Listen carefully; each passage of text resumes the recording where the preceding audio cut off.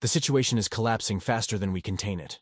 General Halvov sighed with a somewhat shaky voice. The collective is continuing to gain worlds each week. We project that they'll reach the core territories within the month. How bad is it looking on the ground? Queen Aria asked reluctantly, staring grimly at the holopad containing the more detailed report. What's it like for our men? Not good. Halvov shook his head, rubbing his solid black eyes for a bit. Attacks are viewed as punishment by their superiors, and the order to hold ground is enough to cause mass desertions. The collective are just overwhelming us every time we're engaged. Is there anything we can do? Aria demanded in shock, tossing the pad aside. Haven't we found something to give us an edge? We're still investigating, but so far we haven't found an answer. The general was clearly struggling to get that sentence out. I might have one. Aria muttered after long, silent pondering. The humans. Them? Halvov's mandibles opened slightly in surprise. Why? How could a bunch of backwards mammals just now leaving their homeworld help us? I can tell you. Aria looked around for a moment before leaning closer to her officer and lowering her voice. But you must give me your agreement that everything you hear is classified. Nobody but Level 5 personnel are authorized to hear this. Yes, Your Highness. Halvov was taken aback, not expecting this at all. United Nations Space Force Facility, F. Bush, Luna, Sol. Lieutenant Commander William Malkoff immediately stood attention, nearly slamming his glass on the side table, when his superior, Colonel Franklin, entered his room. At ease, Commander. How's R&R? Couldn't come any sooner, sir. William gave a shrugging grin, sitting back down in his bed. Felt like I couldn't breathe for months. Well, that's good because I have excellent news for you. Franklin smiled. Congratulations, Commander. You've earned a 98 on the Enhanced Infantry Platform Training Program, placing you second of your class. Fuck yeah. William let out a triumphant grin and then took a long swig of his whiskey. Even though he kept his grin, when William looked at Franklin, the feel from the commander was much different. All right, sir. What happens now? Franklin took in a long inhale before he answered. Direct orders from the brass. Humanity has just declared war on the Yad Collective. You're assigned to the 4th Heavy Infantry Division. Your immediate commander will fill you in. Move out. William stood and gave a salute. Yes, sir. On my way. SCM-11A7B orbit. All right. Test left arm servos. The technician directed. William flexed his arm and fingers. With distinct whirring sounds, the suit responded fluidly and exactly to his movements. Excellent. Next stage, let's begin neural interface checkoff. Deploy your rocket launcher. Using his thoughts, decoded and transmitted by the implant on William's brain in a one-way stream, the rocket launcher on the right of his back whirred up and then rotated down to face forward, intruding on a portion of William's peripheral vision. When completed, the onboard tactical assistant announced, "Rocket ready!" Good. The technician nodded, tapping his computer. Holster it and bring out grenade launcher. With the same loud and heavy-sounding whirring as the rocket launcher, the grenade launcher appeared on William's left peripheral, followed by his T-HUD drawing the projected trajectory of the 40mm rounds. Grenades ready. Still green. Awesome. The technician grinned. Now the real question. Holster M49 and spin up your Marauder 2 plasma guns. As soon as the M49 was properly packed away on the left side of his back, William lifted up his arms. The tri-barreled guns that could easily be mistaken for regular miniguns gave off a high-pitched whine before the barrels began to spin. Clear! The technician yelled at the top of his lungs. Everybody nearby repeated the word with similar volume. With the all clear, William fired off a round each from both guns. They impacted the specially made targeting squares above him. The impact sites, nothing but red-hot slag now. They were promptly moved away by the automated dollies to prevent that slag from dripping down. All green, Commander. The technician declared proudly, stepping aside. Just wait a few seconds while I strap some HDP-40 mics and some tandem-at rockets on you. When you're loaded up, head to the hangar bay. Deployment is within a half an hour. Robotic arms appeared from above William. Carefully removing the armored plates protecting the ammo bays, one set loaded up the M49 with the aforementioned grenades all connected through disintegrating belts, finishing with 10+1 already chambered to work with. The rocket bay was loaded individually, resulting in 2+1 to play with there. As soon as the armored plates were reinstalled and all the testing cables removed and beauty plates fastened, William proceeded over to the hangar bay.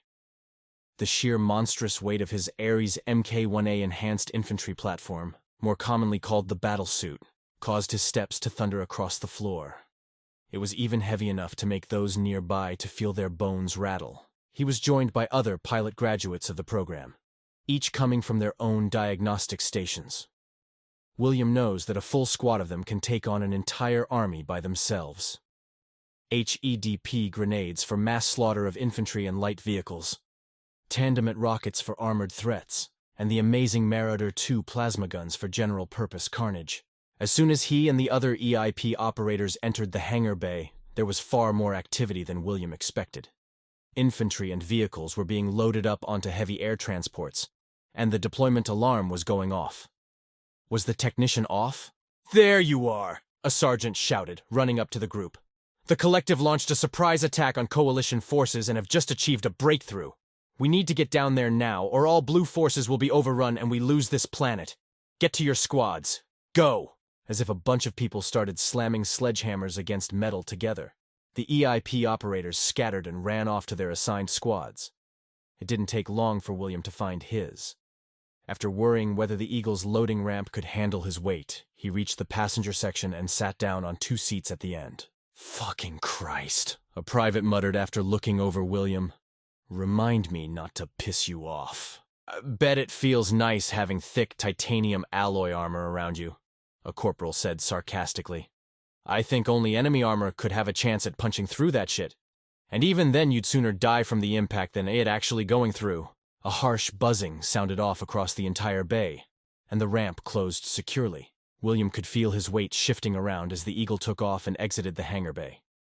If he heard right, it'd only be 10 minutes before they're on the surface of this world. "All right, everybody. Secure your shit and listen up," squad leader Captain John said firmly above the noise. "We're heading down ahead of schedule because those collective assholes decided to launch an offensive faster than we'd like. Worse? They broke through a section of the front line and they're already shoving even more forces through it. We don't have much time before they cut off reinforcements and begin surrounding the coalition forces that are engaged. Our job is a hot drop. Link up with coalition forces and act as the fucking shield. The rest of our boys will be dropped along predicted paths and will be responsible for killing this momentum before it gains any steam. You get all that, boys? Collective fucked things up, so we're here to unfuck it." "What are we expecting, sir?" the private spoke up, nervous. "Shit ton of infantry, backed up by armored vehicles," John answered. "As long as coalition anti-air guns stay online, we don't have to worry about CAS. And our Navy is linking up with the coalition soon, too, so we also don't need to worry about orbital assets either." "What about the new guy?" The corporal cocked his thumb over to William. "We here just jerking off and making him look good?" "ARES is still experimental." John glared at the corporal. "If that shit goes foobar, he'll be back to basics like the rest of us, which means he needs brothers watching his back like he would ours. Got it?" "Yes, sir," the corporal answered. "Visual on our drop point," the pilot informed over the intercom. "Get ready for insertion in 3. "Final call, boys," John shouted, holding his rifle up. "Lock and load, secure your shit, and let's get ready to be knights in shining armor for the coalition. Any more questions?" The whole squad, William included, shouted in unison. "No, sir!" "And who exactly is going to be the ones to fuck over the collective?" John continued. "Us, sir," the squad answered. A loud bang and a sudden jerk of the transport caused John to be thrown to the ground and the others rocking in their seats. William heard the loud clattering of rounds hitting the hull. "Everybody hold on," the pilot shouted. "We got bandits coming after us." "Why in the ever-fucking-hell is there aircraft in my goddamn airspace?" John demanded at the pilot. "They're not supposed to be here. Coalition AA is swatting them like crazy," the pilot answered frantically. "It's like they don't give a shit oh shit." One more hard jerk, and the sound of rushing air deafened William. Whatever happened, half of the Eagle got torn away. He could see the bright blue sky shining down on an arid landscape past the jagged edges of the shattered hull. The corporal was hanging on for dear life, but he couldn't hold on and was sucked out. Without a parachute, he's in for a slow death. The private was losing his shit, gripping the sides of his seat with white knuckles, eyes closed and his lips firing off rapid prayers for salvation. "Fuck!" John shouted above the whole cacophony of noise. "Grab your chutes, this is our drop point now!" William, you got a special one right here! Following where John was pointing, William got out of his seats and made his way over. Instead of a backpack, there was a large metal object with what was clearly thrusters on it. Of course, William was wondering what kind of parachute would be possible to handle his weight. Instead of a chute, he has landing thrusters. A self-contained unit with its own fusion reactor. All he has to do is secure to his frame, and he's good to go. "Let's go, Private!" John shouted, slamming a parachute into the man's chest. "We're off to live another day!" Without a word, the private hastily put on the parachute and followed John's cues. William noticed that John had yet another parachute in his hands. Why? As soon as John, the private, and 3 other survivors of the squad jumped out, William was left. Thankfully, all he had to do was get in position and guide the metal bands onto specially shaped bolts of his chest. Keeping his hands on it, the bolts would prevent the thrusters from blasting away from him. Jumping out of the wreckage, William made sure to stay feet down. The T-HUD informed him that the landing thrusters were good to go and began automated descent procedures. With a loud roar, they slowed his descent rapidly. As it did, William surveyed the field. The pilot was right. Despite coalition anti-air firing off everything they had, the collective's air force was continuing to flood the skies, ignoring the heavy casualties they were sustaining. It's raining metal and fire as far as he can see. It took him a minute to finally reach ground, thudding hard and leaving a semi-visible crater on impact with his thrusters, kicking up a dust storm. Rapidly tossing it aside, William readied his plasma guns and went to get his bearings. He was somewhat close to the drop point. Some kind of sports field outside a once nice-looking suburban neighborhood. The green, slanted pillar of smoke was still visible high in the air. "William, radio check!" John crackled to life on the radio.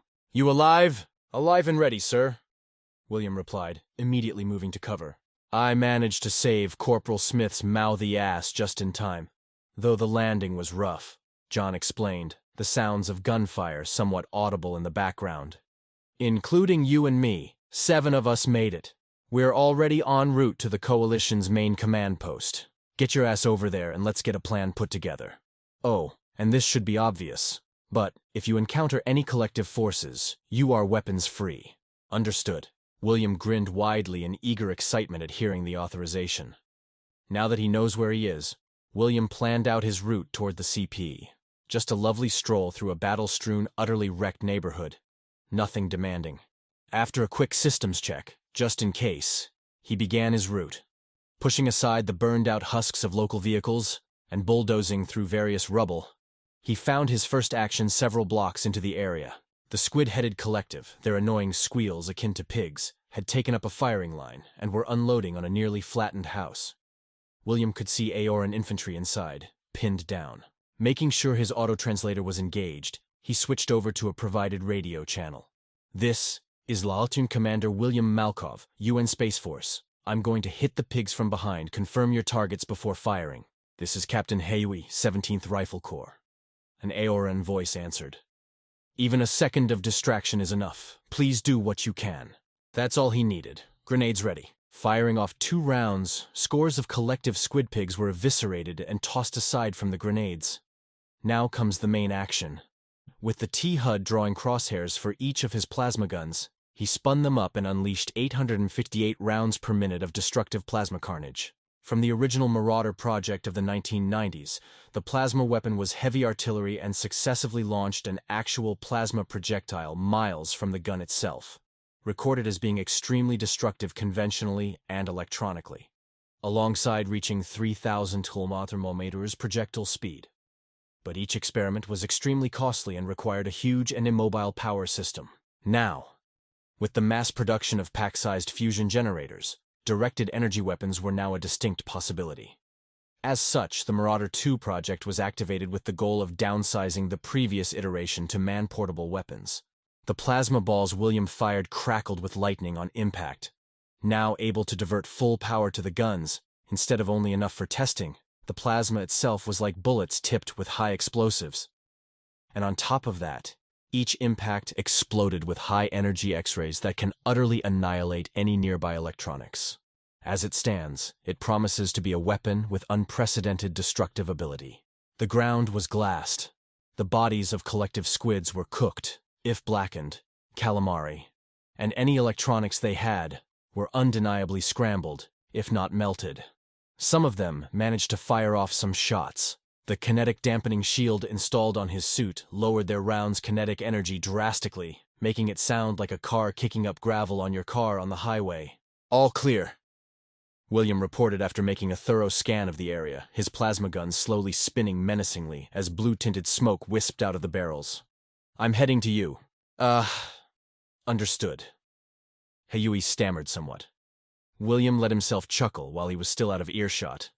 Sounds like he made one hell of an impression on them. He was halfway to their position when a loud roar of engines and the sounds of a falling building interrupted him. It was a collective vehicle, tracked, blocky, and had a pretty intimidating gun mounted on top. Pointed at him. "Danger, hostile tank," his TA warned. Before William could ready his rocket, the tank fired at him. His shields managed to reduce the energy enough, but he was still flung backwards several feet and slid on the ground before coming to a stop. Whatever alloy this titanium armor is, it's fucking tough as hell. Danger, shields offline. William's only play was to pretend he's dead. If that tank fires another round at full kinetic energy, his suit won't block it. Eyes fixated on the vehicle and blocking out the distressed cries from Hayui and his remaining squad, he needs that tank to bite. And after several long tense moments, that tank swiveled its gun over to Hayui. Dumbass doesn't know the rule of double tapping, rocket ready. Firing the tandem round, it punched right into the side of that tank. And with that massive, visceral jet of flame billowing up, soon followed by a deafening wave of crackling, William must have hit its ammo bay. With his shields down, he'd rather not continue tempting fate. He rushed over to where Hayui and the others are and hunkered down. Eventually, a fuel line must have ignited. The tank blew up spectacularly. "By the maker, how are you still alive?" Hayui asked in shocked wonder, the arachnoid's face showing clear stunned surprise even to a human. Right as William was about to answer, his shield generator let off a high-pitched whine, and then his entire form billowed in a layer of energy for a second, before returning to normal. "Kinetic shields." "Of course!" one of Hayui's subordinates exclaimed. "But how did you get the Yathi to share their technology with you already?" Even though they couldn't see under his helmet, William grinned proudly. "They didn't. We took some scraps and reverse-engineered it. This is a human design. An alien race that just left their homeworld already made their own shields?" Another subordinate shrugged sarcastically in disbelief. "No. You must have made a deal with the Yathi." "Disagree," Hayui said simply, staring at William's plasma guns. "Even the Yathi don't have those kinds of guns. Nobody does. I think William is telling the truth." "All right, we're getting distracted," William interrupted, looking beyond their position. "I need to get to the Coalition command post. You guys heading there too?" "Now we are." Hayui chuckled, patting his vest. "This mag in my gun? All I got left. Same for my men here. One is seriously wounded. Much as I hate to say this, but I think we'll need an escort." "No problem," William nodded. "You're the squad lead. I'll defer to you. Let me know when you're ready. We'll need just a minute." Hayui nodded, already walking over to his wounded subordinate.